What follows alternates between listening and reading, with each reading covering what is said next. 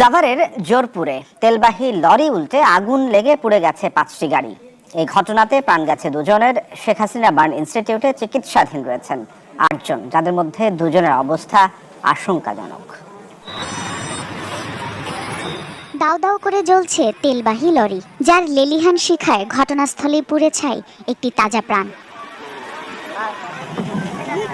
মঙ্গলবার সকাল 6টা ঢাকা থেকে সাভার যাচ্ছিল একটি তেলবাহী লরি। পথে হেমায়েতপুরের জোরপুল এলাকায় পৌঁছালে ধাক্কা লাগে রাইডার নির্মাণের জন্য রাখা সামগ্রীতে।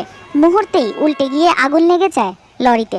পুড়ে যায় পাশের একটি প্রাইভেট কার, 2টি ট্রাক ও একটি পিকআপ ভ্যান। কেউ বালতি নিয়ে আসছে তেলের জন্য, তারপর হঠাৎ করে যে একটা বাস্ট হলো, যারা তেল নিতে আসছে তারাই বেশি আহত হয়েছে। 5টা গাড়িতে আগুন ধরে যায় এবং কমপ্লিট করে যায়। আমরা এসে 3 জনকে উদ্ধার করছি জীবিত, যাদেরকে আমরা ঢাকা মেডিকেলে প্রেরণ করছি, আর একজন স্পটে ডেড হয়ে গেছে।